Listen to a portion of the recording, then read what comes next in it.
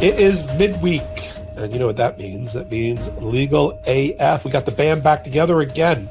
Michael Popok back from his travels. I love when I talk about myself in the third person. Karen Freeman Ignifilo back from her things and ready to curate some of the top stories you need to know at the intersection of law and politics this week. Karen, let's do the rundown. Comey indictment. Are you effing kidding me? You're a former prosecutor. All they got to support their case is some book excerpts of James Comey's novel, a cousin who obviously doesn't like him and sent an email, and his appearance on Stephen Colbert. This bolsters your insufficient indictment and proves that you didn't maliciously prosecute. Sounds like violations of the federal principles of prosecution to me. We'll talk about the new filings in the Comey case and how close we may be to seeing that indictment dismissed. FBI's moving to Greenbelt, Maryland. I mean, court ordered Judge Chung, no, you're not going to be able to keep the $1 billion, Trump, and send the FBI packing into the dilapidated Reagan building and not build what Congress ordered you to build, which is a sprawling suburban FBI complex to replace the Hoover building. Got a new order from Judge Chung down in Maryland. We'll talk about the implications of that. Let's go after that to the ballroom. Ballroom's up at the United States Supreme Court. Full briefing on the shadow docket. And Karen and I will debate or analyze what could happen in the next couple of days with the ballroom, which apparently is being made out of nuclear reactor grade concrete. I don't know what that is, but I think I need it at my house. But we'll talk about how that revelation could actually undermine their ability to stop or to block the injunction about the building of the ballroom. Kennedy Center. Well, if you hated the Trump Kennedy Center, you're going to really hate the John F. Kennedy Center, refurbished and restored by Donald J. Trump, who also revitalized it with fundraising all on the building, along with a renaming of the plaza. How is that not a violation of Judge Cooper's 96-page order? It is. Or as the representatives of Representative Joyce Beatty and the lawsuit about the Kennedy Center naming have said, it is childish and breathtaking in its display of contempt for this court's rulings. We'll talk about the new resolution that got passed by the Board of Trustees and how that's going to play out in Judge Cooper's courtroom. And the human binky is back. I love that phrase. It's Natalie Harp. There she is in all her glory when she's not busy writing, I would call them love notes under normal circumstances, but maybe that's beneath the office of my podcasting. So I'll say intimate notes, because that's what the Secret Service apparently called them, to the President of the United States. Some people may question that relationship. 35-year-old former right-wing television anchor or whatever she was supposed to be, and Donald Trump, you're the air that I breathe, I can't live without you. I mean, even the Secret Service was like, what's happening here? So this was all fully reported by Maggie Haberman and Jonathan Swan in their incredible book. Here, we got it right here, Regime Change. I'm not getting paid for this, but I did read it. About the human binky. It used to be Alina Habba. Remember, Karen? Alina Habba used to be his arm candy, and his office wife used to go with him to all those events because Melania refuses. Melania hasn't been seen since July 17th. So he has this lady.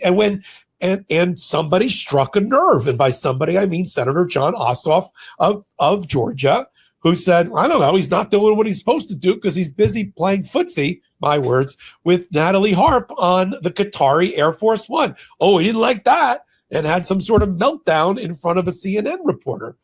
Whew. Are we done? Karen, pick any of those to start with. And how are you?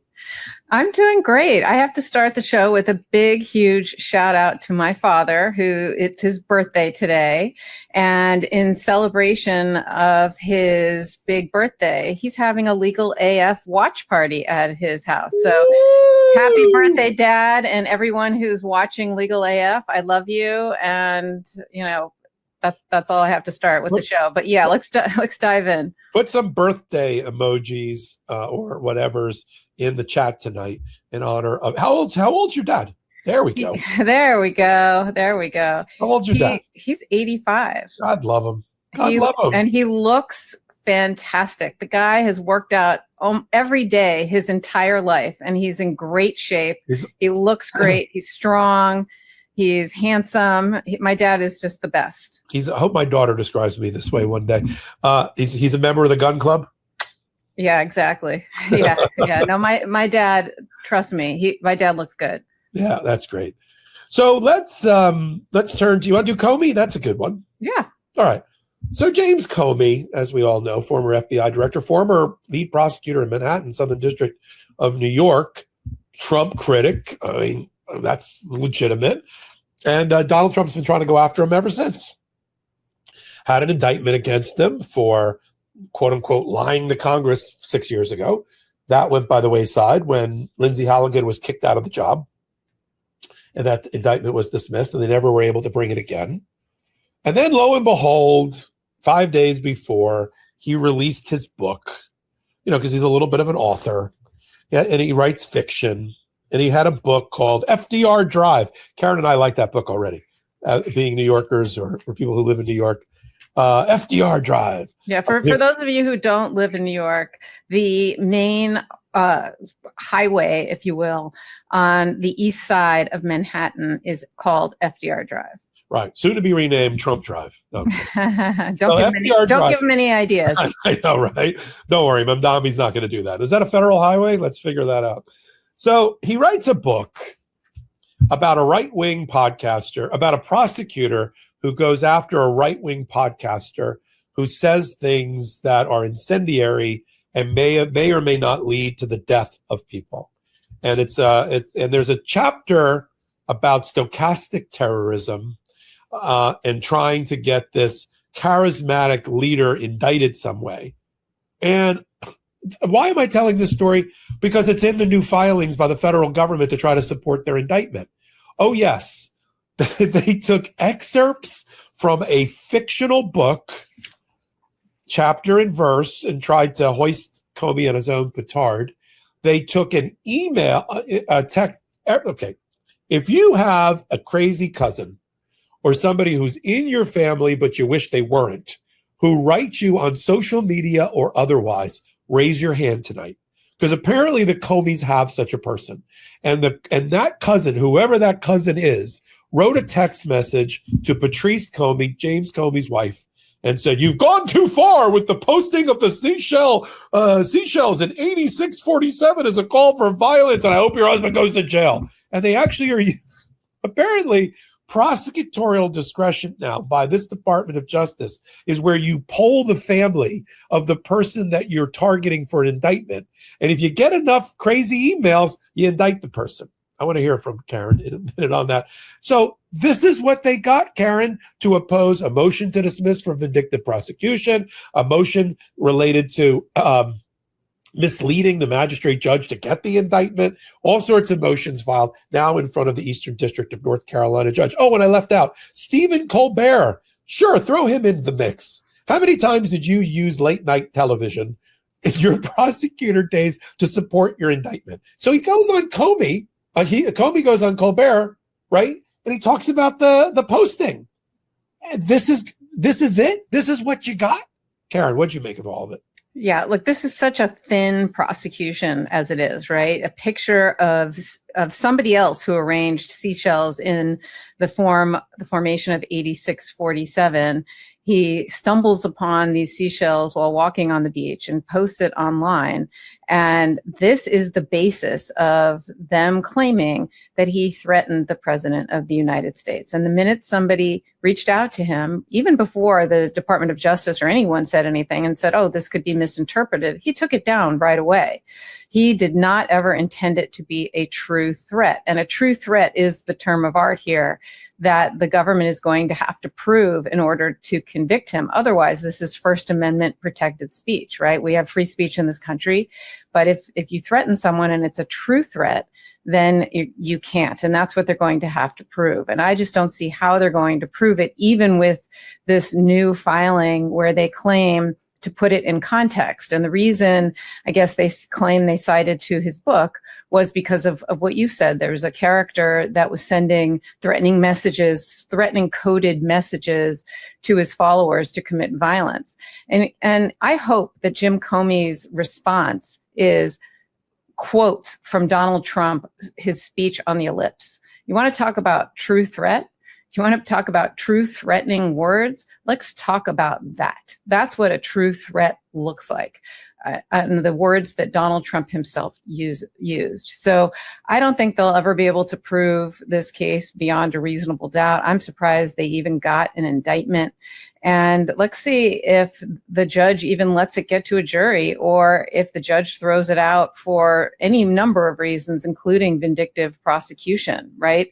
I mean, there's no doubt they're going to be able to establish that Trump has been going after Comey. You know, in the government's filings, they say, oh, well, there's no evidence that the individual prosecutor who got this indictment had any kind of animus towards Jim Comey, so it can't be vindictive.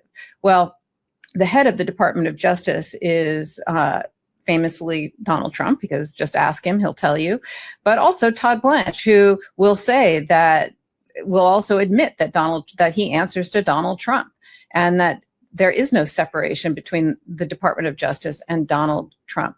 And that of course, if the president has priorities, he's going to go and prosecute them.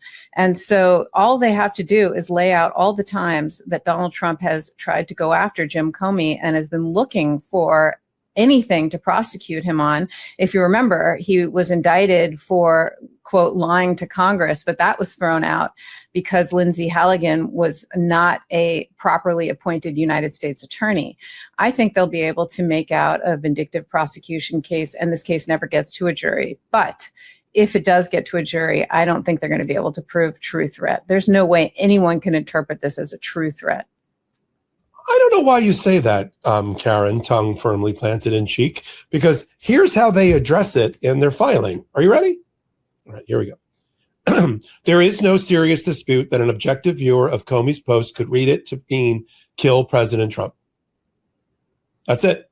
There's no citation. There's no evidence. There's no law cited next to it. In fact, they spent a considerable amount of paper avoiding a ruling by a judge in D.C.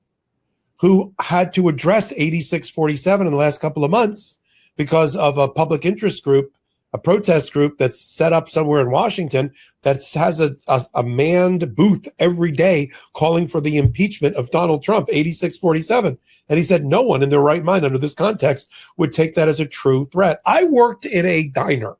For those that have heard this story before, I'm sorry. And if it makes you hungry, I'm also sorry. But I worked in a diner when I was studying for the bar exam, okay? And I know what 86 means. It's when the short order cook tells you that they're out of tuna salad and to stop selling it. 86, the tuna salad. It doesn't mean take the tuna salad out in the back and put a bullet in it.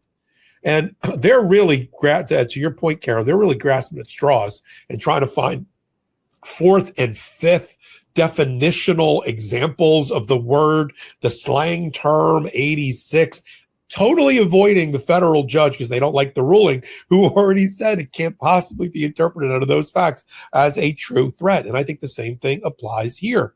And they have a very weak argument, Karen, I'm sure you caught it, where they said, well, this can't be vindictive prosecution in response to the fact that we lost the earlier indictment because we were looking into this before that indictment was dismissed. Okay. The only thing you can say, apparently, complimentary about Pam Bondi is that she would not, even she would not allow the 8647 indictment to come out against James Comey. But we know that there is no depth below which James Comey will not sink in order to get his nomination. It was, the tryout was, what do you need me to do? What do you need me to do? I'll do anything. Oh, indict the Southern Poverty Law Center. I'll do it. Indict Comey again under 8647. I'll do it. Go after, fill in the blank. Set up an immunity for me and my family related to tax evasion. I'll do it. Okay, you're getting the job. That history books will write a version of what I just said. I am reasonably confident. And all this bullshit that Todd Blanche is trying out in Sunday morning talk shows and in interviews about, the president has never asked me, and I never would, and he never would ask me to go after his political enemies. That is total and complete horseshit. You and I both know it, and so does the American people. So if that's the best you got, but the one that made me laugh out loud is the unnamed cousin.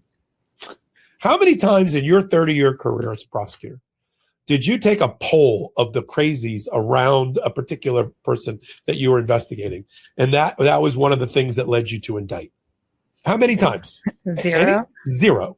So a cousin apparently wrote to Patrice, see if I can find it quick enough, and said, "You finally have gone too far.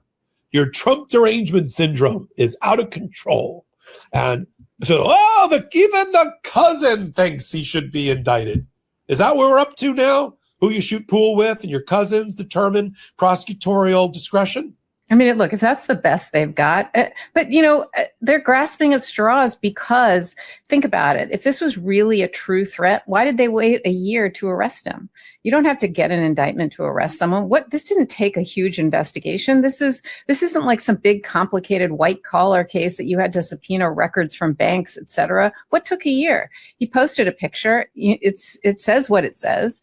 The evidence is what it is. If it was a true threat and there was actual danger and he was threatening somebody, then arrest him right then and there, number one. Number two, the fact that there are all these other people out there there's people on Amazon selling t-shirts 8647. As you said, there's this person with a booth set up 8647. 8647 is everywhere, and there's not a single other prosecution. So talk about vindictive prosecution. I mean, they have nothing. And so they have to look for any little gasp of something that they have to support this very flimsy, very thin theory. And if a disgruntled or wacky cousin is the best you've got, that says a lot about the Department of Justice, in my opinion. A fictional book and a crazy cousin. That's what they've got. That's and an appearance on Colbert. That's your case. I mean, if I was the judge, I would just look down my glasses and be like, "Tell me you have more." Yeah, that took a year. That took a year for you to come up with. And so I think if you were picking sides, you'd want to be on Comey's side right now. And I'm sure Patrick Fitzgerald, his lawyer, who's a preeminent former top prosecutor in Chicago, and James Comey himself, and maybe even his daughter, Maureen Comey, are rubbing their hands in glee that this is what they have to deal with. And they'll be filing their reply paper, which we will follow. Before we take our first break, let's talk about the FBI. Kash Patel, since day one, has wanted to dismantle his own FBI. There's no other way to put it. He threatened to close the J. Edgar Hoover building, this dilapidated building. I don't know why it's fallen apart so bad. It was built in the 1970s. It's not like the Federal Reserve had those 100-year-old buildings they were dealing with. But apparently, like the way it was built or whatever, the way it was kept up, there's just bricks and stone just dropping to the ground. And he said, "Oh, I'm going to mothball it. I'm going to make it into a museum. I'm going to put all those FBI agents in places like Alabama, where the real crime is, and get them out of Washington." Okay. The problem with that is Congress, bipartisanly, starting like 12, 15 years ago, authorized and mandated through an act of Congress that the FBI get a new headquarters. They allocated it up to, right now, it's up to almost $1 billion for it. Money that's now apparently missing or been diverted by Donald Trump. Trump's plan is, we don't need a big sprawling headquarters like the CIA has at Langley. We'll shove them into the Ronald Reagan building, which is also dilapidated, and we'll put the $1 billion, poof, who knows where? a little bookkeeping entry issue. Who knows where the money is? No. And so Greenbelt, Maryland, and the county, Prince George County, and the state of Maryland sued because they were the winner of a competition between themselves and Virginia to get that project creating tens of thousands of jobs and construction. And you know what Trump doesn't want to do? He doesn't want to benefit a blue state like Maryland or an up-and-coming politician like Wes Moore.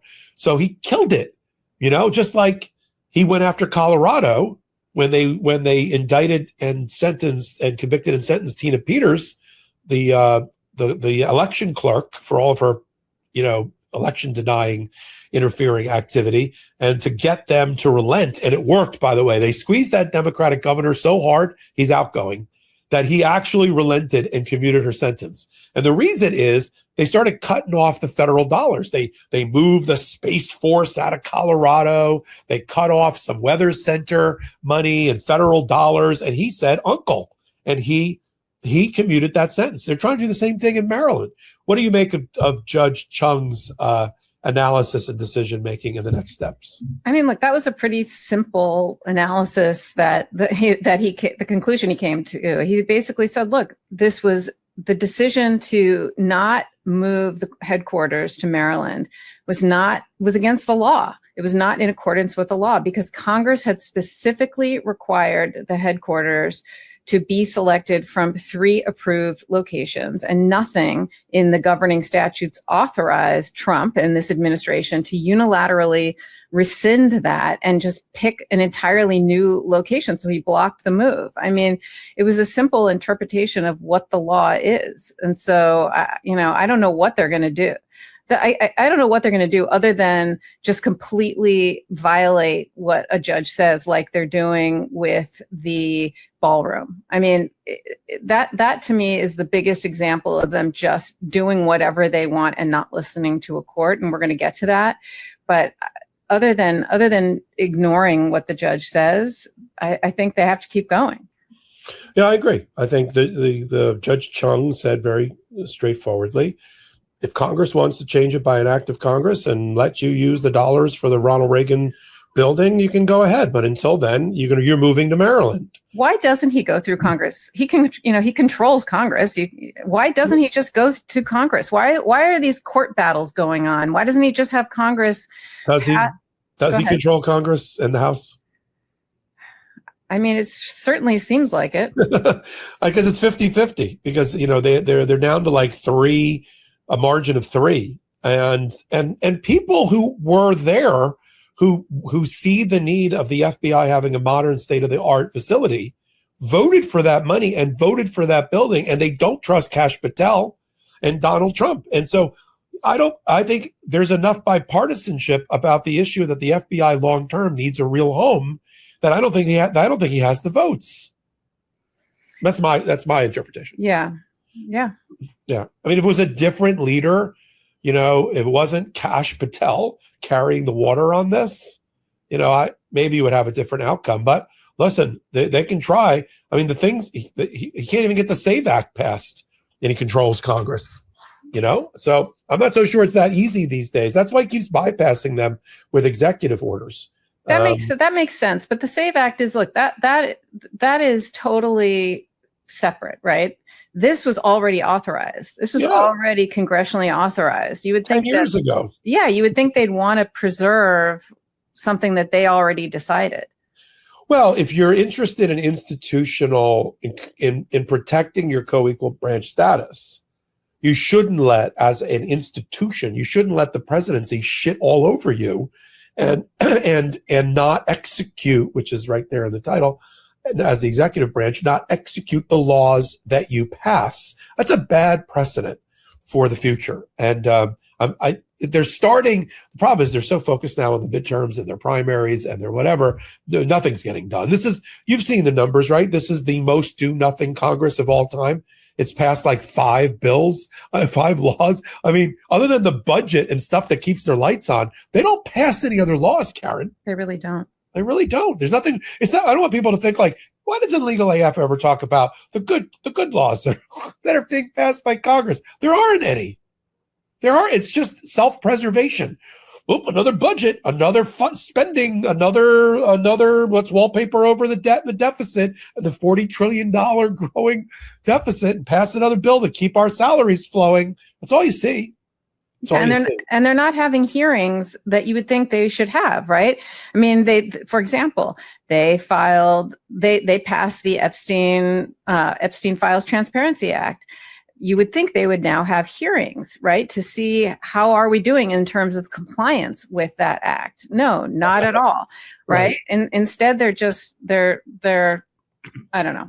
They're having very, very partisan hearings, not about things they should be having hearings about. Yeah, last time we saw Melania, she was calling for congressional hearings to have victims testify in order to get justice. Remember that? There should be that fell on deaf ears. Then she went back and crawled under, Bergdorf Goodman's or wherever she goes to in New York, since she's abdicated her responsibilities as the first lady. That may be a good thing. I know a lot of people wrote when I said a version of that. A lot of people wrote in my chat, we like seeing less of Melania. That's okay. She should do her, not because she'll only do bad things, as we know, as the first lady. When we come back, we're going to talk about the ballroom because it's now fully briefed at the United States Supreme Court, the Kennedy Center, and its new resolution to put, a drive-through for McDonald's or his name back on in bigger letters than before, and how Judge Cooper is going to feel about that. And then, we're going to talk about this unnatural relationship between an 80-year-old president and a 35-year-old executive assistant. I've had executive assistants in my life. I have one now. I assure you, they're not writing love notes to me. They never have. Nor would I want them to. And why is it okay that when he played God, Karen, and he chose who was going to go on the real Air Force One and get blown out of the sky potentially by an Iranian missile, he chose Marco Rubio, the Secretary of State, and Scott Bessent, the Treasury Secretary. And who is he going to save to put on his little mini Air Force plane along with Pete Hegseth? Natalie Harp. Was she in the catering container with his fat ass coming out the back? I mean, I don't know, but she got on that plane too. Why? Why is she on Marine One? Why is she writing notes about you're the air that I breathe and I miss our little discussions? Why is she the human binky? We'll cover that as well when we come back from our first break. So many great ways to support what we do, and they're all free. First, Legal AF, the podcast. Let's keep that at the top of the charts. Over there. Well, thank you, Karen. There is a scan bar to download the audios. Hold on, let me hear from my producers. We need more downloads. It drives ratings. It drives traffic. It drives the algorithm. Don't ask me why. Don't ask me to explain it. I could never in a million years, but I've been told it needs to happen. So take a moment. Maybe you only watch us. Just go and download. Leave a 5-star review. It really does help. That's one. 2, Legal AF, the YouTube channel, 12 hot videos every day. I do a number of them myself. But of course, we've got our contributors like Democracy Forward and the ACLU, and NAACP comes on with us, and Adam Klasfeld of All Rise News and Court Accountability Action, and Speak Up for Justice, and all sorts of great one-stop shopping for law and politics. You want to be on Legal AF YouTube channel. Hit the free subscribe button while you're there, as we try to get to 1.3 million subscribers this month alone. Substack, call in Substack. Right, there we are. Substack.com. Go on Legal AF. Get us to the top 10. I'm running a sale right now, 35% off on paid membership to the end of the week. I do a live report. I did an hour-long live today with Anthony Davis. We had over 1,000 people drop whatever they were doing and join us at lunchtime. And there's other things there on that community that I think you're really going to enjoy. That's the two big. That'll do it. And then we've got our sponsors. Some of them have been here from the very, very beginning. Some of them are new and vetted by Karen and me and Jordy Mycelis. And let's take a break for our sponsors. Look, magnesium is something most of us aren't getting enough of. And if you're just grabbing the drugstore version, you may not be getting the full picture. Industrial farming, chronic stress, and everyday aging can all make it harder to get the magnesium your body needs. The thing is, magnesium comes in many forms, and each one supports your health in a different way. That's why you need to try Qualia Magnesium Plus. It combines 10 bioavailable forms of magnesium with more than 70 trace minerals that help fuel magnesium support. It's designed to help support deeper sleep, sharper thinking, faster recovery, muscle strength, mood, and energy metabolism. It's not just a sleep supplement, it's a full body magnesium system built for modern living to help you feel your best every day. It's time to improve your sleep and enhance your recovery with Qualia Magnesium Plus. For me, Qualia Magnesium Plus has been a simple addition to my routine that I've genuinely enjoyed. Experience the most trusted magnesium for purity, potency, and performance. Plus, it's non-GMO, vegan, and gluten-free, making it a choice you can feel good about. Go to qualialife.com/legalaf for 50% off. And here's a bonus. Use the code LEGALAF for an additional 15% off your order. That's QUALIA life.com/legalaf and use code LEGALAF. Thanks to Qualia for sponsoring this episode. Do you snore? Did somebody hand you a CPAP and did you quietly stop using it? The mask that never quite seals, the hose tugging at you every time you roll over, and a machine sitting abandoned in a closet. Packing it for a trip and then deciding it's not worth it. Excite OSA works a different way. It treats a root cause instead of managing the noise, and you use it while you are awake. In clinical studies, 90% of patients saw a reduction in snoring. Thanks to today's sponsor, Spring Sleep, Excite OSA is an FDA-cleared prescription-only device for primary snoring and mild obstructive sleep apnea. Go to springsleep.com/legalaf and unlock 20% off with the code LEGALAF. Excite OSA is an FDA-cleared prescription-only device for primary snoring and mild obstructive sleep apnea. Not for everyone. Individual results vary. Risks and benefits at springsleep.com. Welcome back, and thank you for your fervent support, your generosity of spirit, and in some cases of money to keep us on the air and keep this content coming to you uninterrupted is so appreciated. Can't even express how appreciative we are of our audience and them spending and you guys spending your time with us. Let's give them an update, Karen, on the ballroom, now fully briefed before the United States Supreme Court.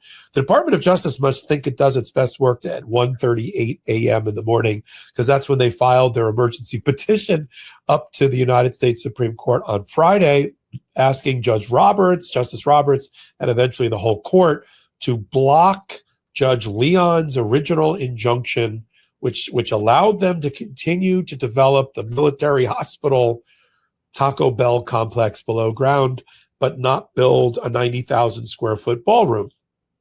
And I'm going to say something that other commentators are afraid to say. Donald Trump destroyed the White House as we know it. Donald Trump destroyed the White House as we know it. He didn't just do some remodeling. He knocked over a third of the building. You know, the White House as we know it, whether you're a West Wing fan or otherwise, is like the centerpiece, the West Wing, and the East Wing. That's the White House. And the East Wing's missing. It's like when you're flying a jet, you look out your window and the other engine is missing. It's gone. And in the wreckage of it is he wants to erect a ballroom, which until somebody took another shot at him or tried to at the White House Correspondents' Dinner was not about security. It wasn't about, it's an integrated security thing. We need the shell of the ballroom with its drone missile-proof thing and concrete. That's not what they said. They said that they needed a ballroom because they didn't want women getting their high heels caught in the mud of the Rose Garden. This was Trump's words, not mine. And they needed it. They needed a better, more dignified place to conduct ballroom business, whatever that's supposed to be. Now Trump's like, it's my bunker. I have to operate out of a ballroom for the rest of my term. Otherwise, I might not live it out. And soon as they figured out, well, if we say national security, that'll probably help us at some of these court hearings, right? No. Now the new problem is the federal appellate court 2-1, Millett, Garcia, and Millett writing it for the majority against Trumper Rayo, affirmed Judge Leon's injunction and ruled that by statute and by constitution, it is Congress that is responsible for the People's House, the People's Park, the national parks, of which the White House is a part of it. And if you want to remodel it or you want to demolish it, you got to go to Congress to do it under the organic statute, period. And no, there's no out clause, like there's no footnote that says, unless you raise a third of the money from private sources, and then you can do whatever the F you want. I mean, I would have loved if Judge Millett or Garcia had said during the oral argument when Yakov Roth for the government argued, when they got into the thing about, so you could knock over the Statue of Liberty, we'd have no jurisdiction. Yep, that's about right. I would have loved them to say, what would it have been? What's your position on this? Could Donald Trump, who was a critic of the White House in the first term, could he have decided in the middle of the night just to knock the whole thing over? Put up a condominium, a tower of some sort without, because that would have trapped Yakov Roth to try to define a line about what he could. Well, no, that's going too far. Well, why is that going too far and knocking over the East Wing not going too far? So that's how I would have handled it, but that didn't really come up during the appellate argument. Now they've gone to the Supreme Court on a shadow docket. Why don't you take it, Karen, from shadow docket lecture forward about what you think is going to happen next? Yeah, look, this is like an emergency petition before the Supreme Court. It's an emergency application asking them to allow this construction to continue during this whole appeal of this injunction, right? And he's basically saying, the question is this a separation of powers issue? In other words, does Congress have to say that this is okay? Or because now he's saying it's a national security thing, is it really in his purview to make the decision? Either way, the National Trust is saying, excuse me, they also, this doesn't belong to anybody. This belongs to the people. This belongs to the American people.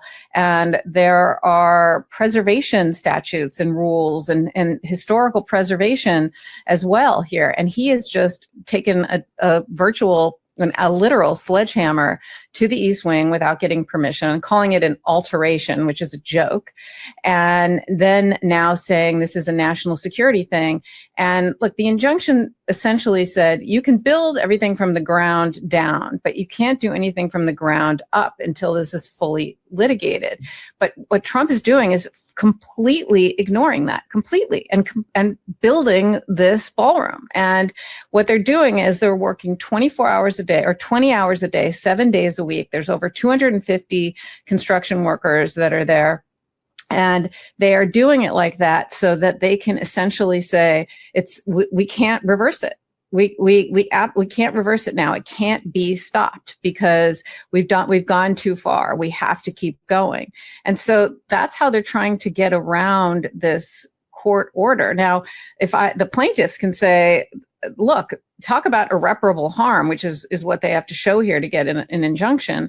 It is the fact that Trump is saying we can't reverse it, that we can't stop it, shows that we are irreparably harmed, right? But the irreparable harm has already happened, and it happened after the injunction was put in place. So this, to me, is going to come as close as it gets to Trump just flagrantly violating a court order, not listening to a court, doing what he wants, and seeing if the Supreme Court will stop him. I mean, at this point, I don't know how they stop. I don't know how they stop without, they have to put something there at this point because he's taken down the East Wing, right? They're not going to tell him, okay, put the East Wing back up.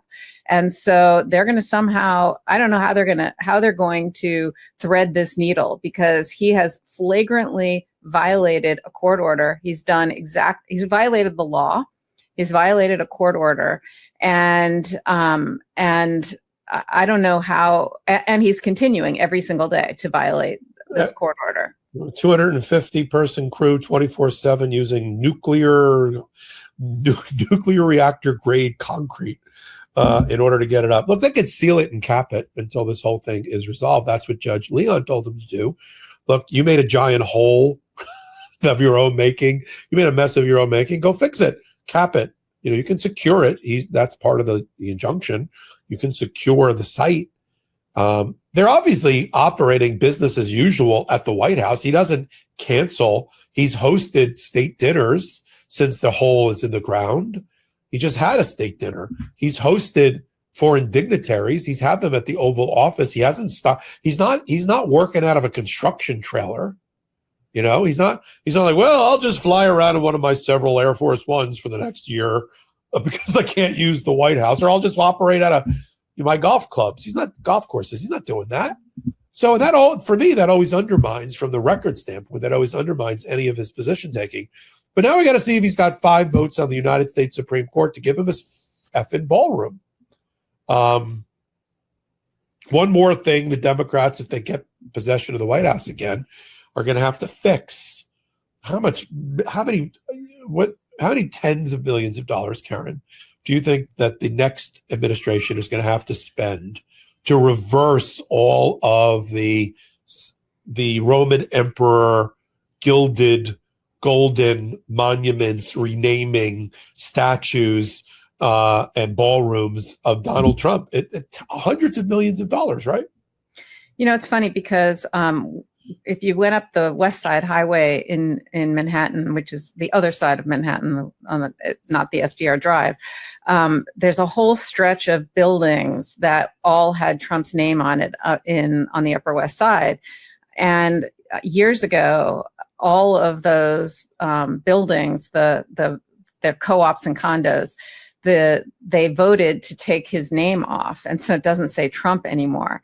And I think that's exactly what's going to have to happen. Is they're going to have to peel his name off of all of the places he's affixed his name, take that ugly gold leaf stuff he has in the Oval Office. I mean, that just looks atrocious, in my opinion, what he's done to the Oval Office. But this, I don't know that someone would take it down after, this is going to be a military facility, allegedly. And what are they going to do? Take it down and put a park there at this point? I mean, this is going to be one, he's going to put it up and he's going to keep going. And who knows what the Democrats or whoever is going to do with this building after the fact. The thing that bothers me the most about this isn't whether or not, it bothers me that he took down the East Wing. I mean, that was a historical building that should have been preserved. What bothers me, though, the most about this whole thing is, whether or not you need a bunker or whether or not you need a ballroom. What bothers me the most is that he has basically giving his middle finger to the courts. And he is saying, I can do whatever I want. There's no separation of powers. There's no co-equal branches of government. He's being told by the courts that he can't do it, and he's just doing it anyway. And that's where, to me, the rule of law breaks down completely. And that to me is the scariest part of all of this, and what this really represents, not just a ballroom versus no ballroom. This is really about the rule of law and him just ignoring it. Well, that's why we're going to have to see what the Supreme Court does, and if there's 5 votes to give him the ballroom or not give him the ballroom.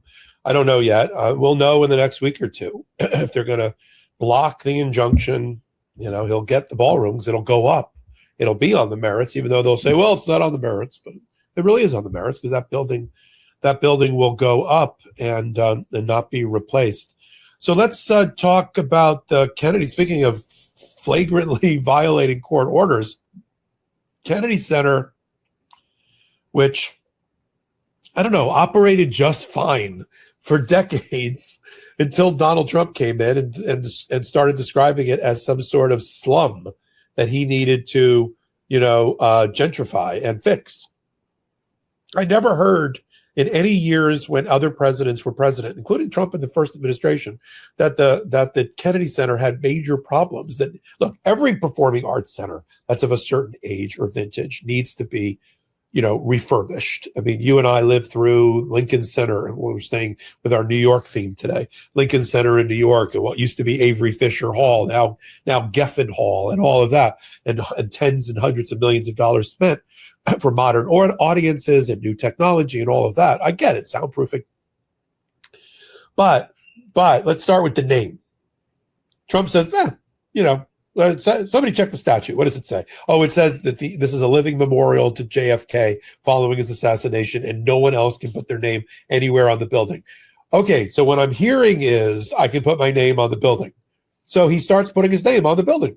And he has the board of trustees, which he controls, and he has them all by the short hairs, Howard Lutnick and Howard Lutnick's wife and Usha Vance and Richard Grinnell and Paolo Zempoli of the modeling agency and who did the arranged marriage with Melania Trump and Donald Trump, all these a-holes who are on the board, who vote, of course, to reward Donald Trump by slapping his name on top of the Kennedy Center and to put up a big tarp and then and cancel the Kennedy Center for the next couple of years because nobody wants to perform there because no self-respecting artist, musician, actor, comedian, nobody wants to perform there while Donald Trump is the president. How many times you can't put Lee Greenwood in residency like it's Vegas for the next 2 years, although that sounds pretty good, I guess, the Trumpers. So to save himself the embarrassment, Trump's like, let's just shut it down. We'll say that the building needs complete repair and let's shut it down so we don't have to worry about programming. Well, there's an organic statute that says it has to serve the community. And I mean the DC community by having programming. So about a month ago, you and I did the report on it. Judge Chris Cooper, 96 pages worth, went through it and said, okay, first of all, you can't fire Joyce Beatty, the representative from Ohio, as a member of the Board of Trustees. So you have to reinstall her. She gets to participate. That's one. Two, you can't shut down the Kennedy Center on a vote. You have to use prudence, your fiduciaries.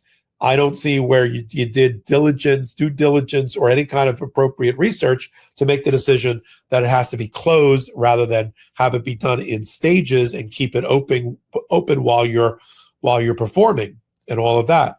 And three, no, under no circumstances can you put Trump's name anywhere near it. And you can't sneak it in the back door by creating a Trump Kennedy Center Foundation, which we've never heard of before, for fundraising and try to bring it. No name. Tear down that name.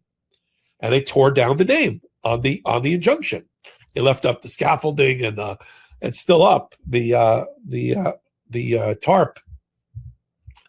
And he said, you got a big meeting in August. So have your big meeting, trustees. Try to fix these problems I listed in my order and come back to me. Now, Howard Lutnick, who I used to work for, took to the microphone, which he loves it, right? It's the oxygen he breathes. And he said, well, I'm going to be in charge of, for the president, of making sure we comply with the orders, because his wife's on the board. And I knew that was going to be a disaster. And so they issued a resolution a few days ago where they said, in honor of President Trump, and whereas President Trump has raised so much money and he's helped revitalize a dilapidated Kennedy Center, we're going to put his name bigger than the Kennedy Center, bigger than John F. Kennedy's name, as being refurbished and revitalized by Donald J. Trump in the Donald J. Trump Plaza. And if we raise $100 million, then we're going to say, and endowed by the Trump Kennedy Center. It's going to be like 5 lines of text, most of it devoted to Donald Trump.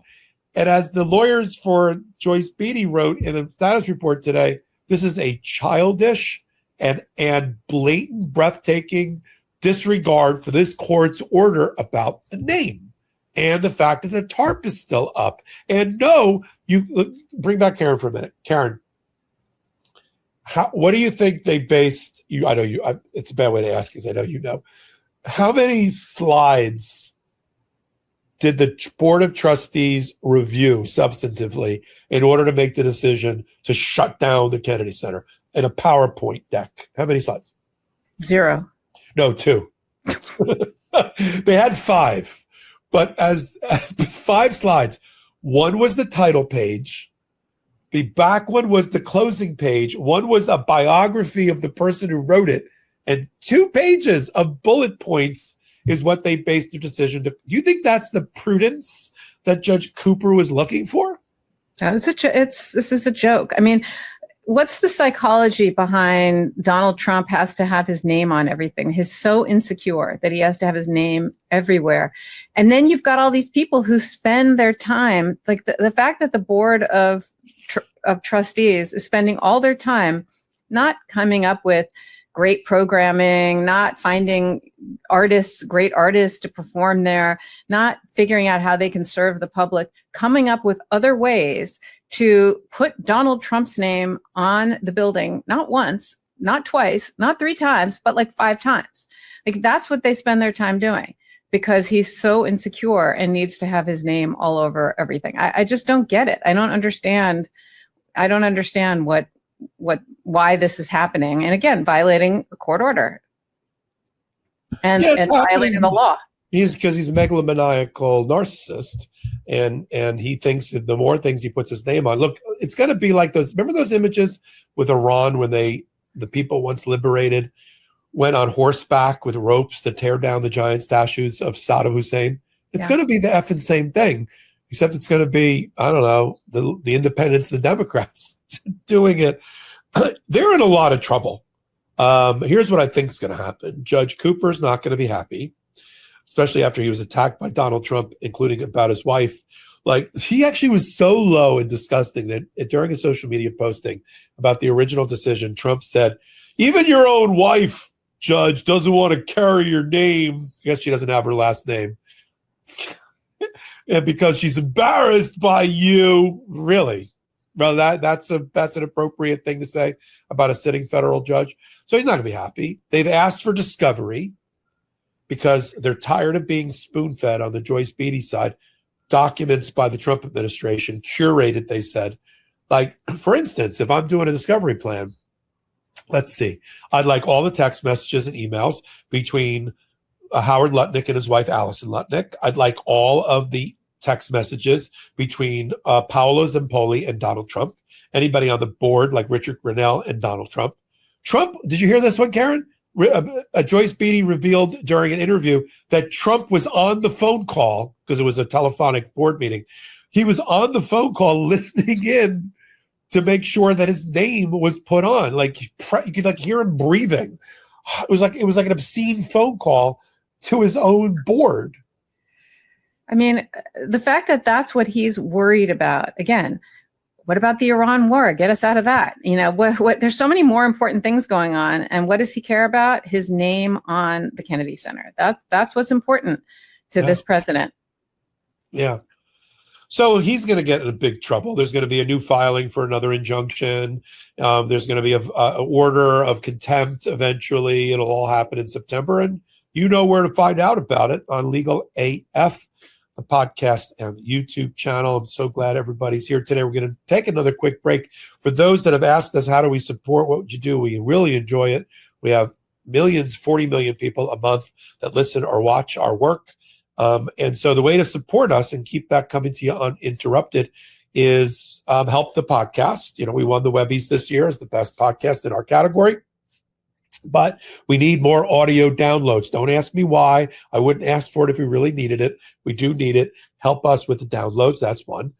Secondly, we've got Legal AF YouTube channel where I do about 25, 30 videos a week, along with my other contributors. We try to make it one-stop shopping for all things law and politics under one pane of glass. Help us reach 1.3 million subscribers. Check today whether you are subscribed. You might think, I think I subscribed to that already. I don't think so. Because we have 40 million views a month, and we don't have 40 million subscribers. So you do the math. All kidding aside, we appreciate you. Anything you can do to contribute to our success, we of course appreciate. Then Legal AF Substack. We're regularly in the top. I think we're in the top 25 right now for U.S. news. Easily can get to the top 10 with your help. Come over to Legal AF Substack every day at about 12:45 Eastern time. I do a live report.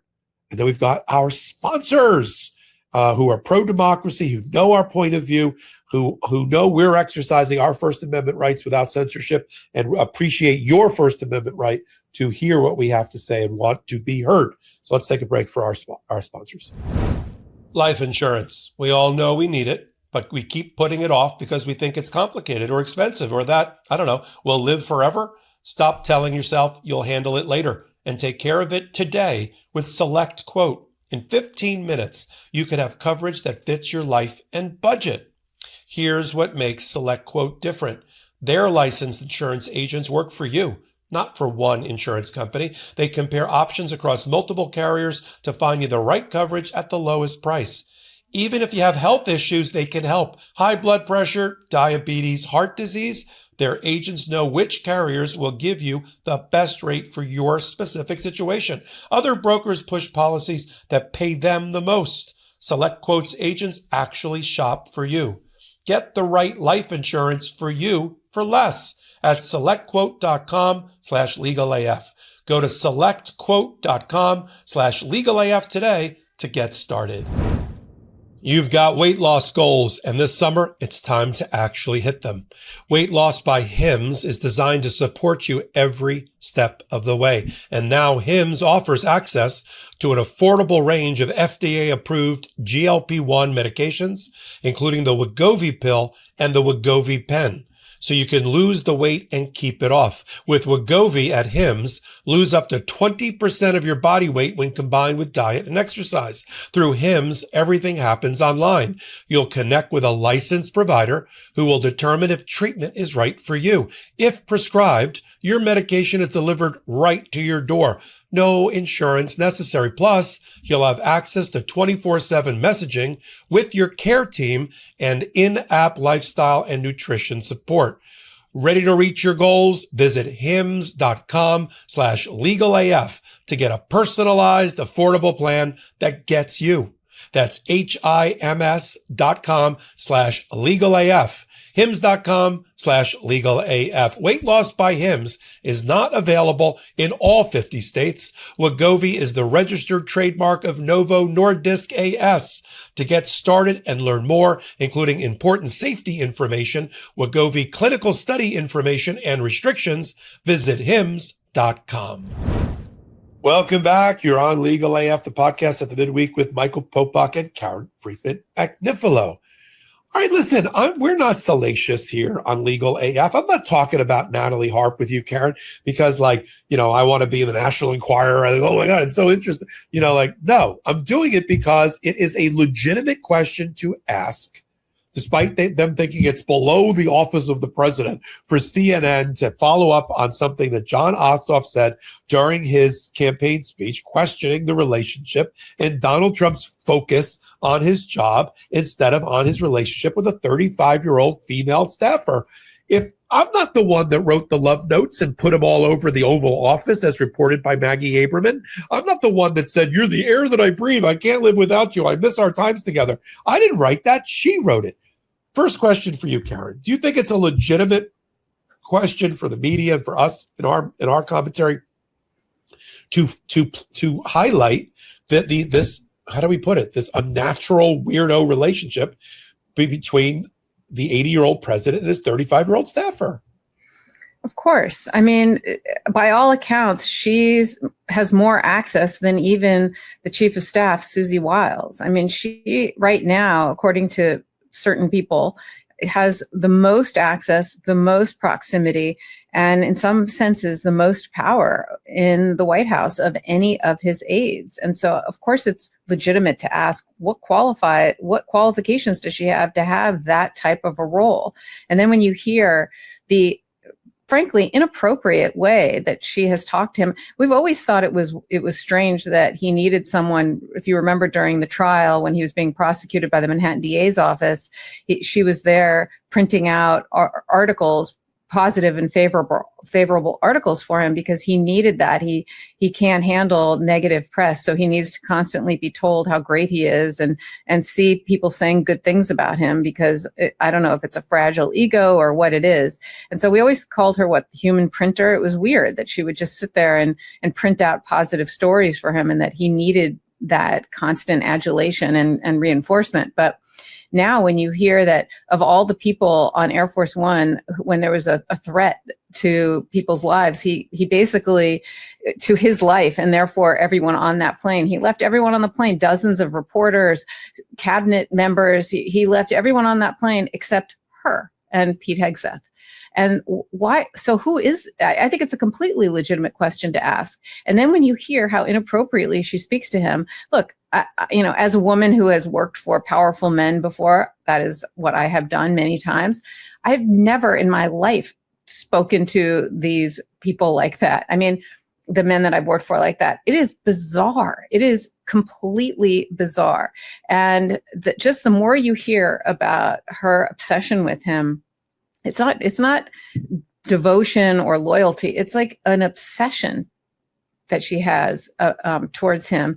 And frankly, it seems to be mutual, right? That the fact, like I said, that he would choose her, that she's the one he wants to survive with him, in his food cart that he got, his catering cart. I don't know if she got smuggled away in the catering cart with him, but somehow she ended up on that plane. I think it's a completely legitimate question to ask. And unfortunately, I guess it struck a nerve, because the outsized reaction that the White House is having to John Ossoff and Kristen Snell from CNN and people who have questioned, that's what's causing, I think, the eyebrows to raise, is the fact that they've acted like, I mean, if there's nothing to see here, you just nothing to see. I don't know what you're talking about, and move on. But they've reacted in such a way that the reaction is what's people are saying is causing people to raise eyebrows and wondering, why are they having such an outsized reaction to this? So it makes you think, something is going on there. Well, right. It's like the old line from Hamlet. Methinks the lady doth protest too much. And why is this such? And the lack of self-awareness by the Trump administration people like Stephen Chung. This is below the dignity of CNN. You will go down in history, about the reporter asking the question. Your grandchildren will read. Natalie Harp is the person who posted the ape and chimpanzee animation meme of Barack and Michelle Obama. Okay. That was revealed. That was never denied. She posted Donald Trump as Jesus Christ Almighty with a stigmata. Okay. And in AI and any other disgusting posts that you've seen where Donald Trump has gone after women or Democrats or transgender people, it was more likely than not written by Natalie Harp, who, as you said, has complete carte blanche. When she started posting things, and even, as you said, Susie Wiles, the chief of staff, didn't know about it, let alone Stephen Miller. They said, you need to clear this with us. She said, no, I report to one person. I report to Donald Trump. I mean, this is so creepy that my first thought was, is this like the fan club president and Selena? Do you remember that? You know what happened there? I mean, the Secret Service is probably like, this is a problem of compromising the security of a president of the United States. I mean, listen, presidents have had personal secretaries that they've been very close to. Kennedy had a person named Lincoln. Lincoln had a person named Kennedy. There's all those weird coincidences in life. Nixon had whoever she was that erased the 18 minutes on the tapes. They've all, Clinton had Betty, whatever her name, Betty Curry, who helped him with Monica Lewinsky. They've had relationships, but not love notes, not playing footsie. And again, what it goes to is not whether he's really sleeping with Natalie Harp. I don't know. What it goes to is he is easily distracted, and where he should be placing an emphasis on the American people and what's right for them and how to get himself out of the war that he started. He's instead concerned about, make sure Natalie gets on the Air Force plane with me. Make sure she's at Bedminster with me this weekend. And you know who's missing, Karen, from all of this? Melania. Who's only made 36 appearances. That's less than once a week in the last 6 months. Melania Trump. Last time she was seen was July the 17th. She didn't go to the Lindsey Graham funeral. She didn't go to China. She didn't go to when Donald Trump received the bodies of service people in a dignified ceremony. You know who's next to him? Natalie Harp. She's the new Alina Habba. Yeah. Where is Melania, by the way? Got me. I assume New York. You have a better chance of running into her than we do. I mean, but she has a taxpayer-funded staff, right? And so we should get to know, where is our money going? Where is the first lady? Is she performing? She has staff because she has first lady duties, right? Well, I got a question for you. Where Donald Trump demolished her office. The East Wing is the primary functionality of the East Wing is the First Lady's offices. It's the offices of all the like you've done a White House tour, right? Yeah. All right. I did one under Biden, thank God. And we got to go to the East Wing, and it was dedicated to the First Ladies because that's where West Wing president, East Wing First Lady. Well, in the middle of the night, probably without telling her, Donald Trump knocked over her office. Where is her new allocated where is it? It doesn't exist. So her office is in Trump Tower? Right, exactly. And what is she doing? What is she doing for the American people to justify this huge staff that she has? Like, I think we have a right to know, because she isn't seen anywhere. I don't know what she's doing. And as you said, he always has somebody else by his side, kind of acting almost like a first lady. Right. Used to be Ivanka. Remember when Ivanka in the first term used to show up on a lot of stuff? That's true. She was sort of like sort of the creepy first lady daughter. But he doesn't have that anymore because Ivanka doesn't want to go to the White House and all of that. So yeah, we're going to continue to follow, and and I think the buttons need to continue to be pushed because they're getting an unnatural reaction, which only makes us think, why?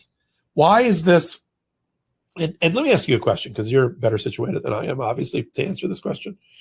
Stephen Chung and other commentators or other enablers for Trump said a version of, leave it to the Democratic Party to attack a woman for doing her job. It's so misogynistic. Are you kidding me? How do you see it? You know, you're the mother of young women. You've been a young woman and are a young woman today. I'm still a young woman. I know. I said you're a young woman today. How do you see that? Are we attacking Natalie Harp in this discussion? When he said that, and I thought to myself, if it was a man, would we be asking these same questions? And that's a legitimate question to ask, right? That's a legitimate question to wonder. But I don't think anyone's questioning her proximity to the president. Of course, he's going to have aides around him. It's not that she's an aide. It's not that she supports him the way others support him, like Susie Wiles, et cetera. It's what she purportedly does for him. The fact that she's always around, even in times and in ways that don't seem appropriate for her position. And it's the way she has spoken to him and things she has written to him and things she has said about him. It's her own behavior that I think is why people are criticizing her and Trump's behavior. I don't think it's because she's a woman. I think if there was anybody who was in that situation, people would have the same questions. Yeah. And if it was a female president and a male staffer, I'd be asking the exact same questions. We got some breaking news by MS Now as we came on the air. Back to my Selena and the president of the fan club scenario. It looks like Natalie Harp worked at the White House without a security clearance for more than a year and turned down routine security clearance meetings obtained by other West Wing staffers. What does she have to hide that she didn't want to? Well, look at that little footsie on the Marine One. What does she have to hide in her past that she doesn't want revealed in a traditional run-of-the-mill security clearance? And why would Trump allow it? Exactly. That's the bigger question. Why does she have such proximity to power without a proper security clearance? That's the question. That's the judgment issue that raises eyebrows again. Like, that's why people are wondering, what the heck is going on there that she is allowed? And what does she do that's so important? What special skill does she have that's so unbelievable and amazing that she should have that kind of proximity to the president, and that she should be chosen to be saved above everybody else?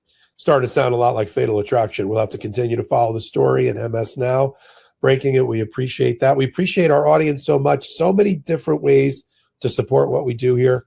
Become an audio subscriber. You're already here on Legal AF YouTube channel. You can hit the QR code at the top. That'll take you right to it. And that does really help us. Otherwise, frankly, we wouldn't ask for it. Send this YouTube clip to people in your life. Ask them to join our audience here and continue to grow what we do here. Come over to Legal AF, the YouTube channel, which I curate and produce.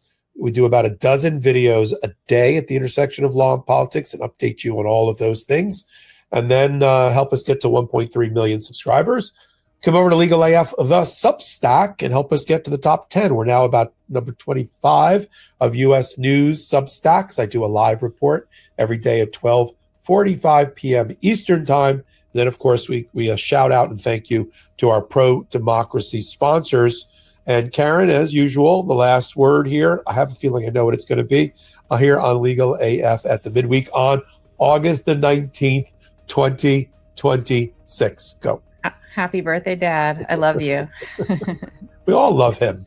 He's been here since day one. My dad has been here since day one. He's the best. And I wear these two necklaces every single day. My dad was a police officer with the LAPD. This is one of the buttons off his shirt. And my dad was in the military, in the Army. And this is one of the buttons off his Army shirt. And I wear them. They give me strength every single day.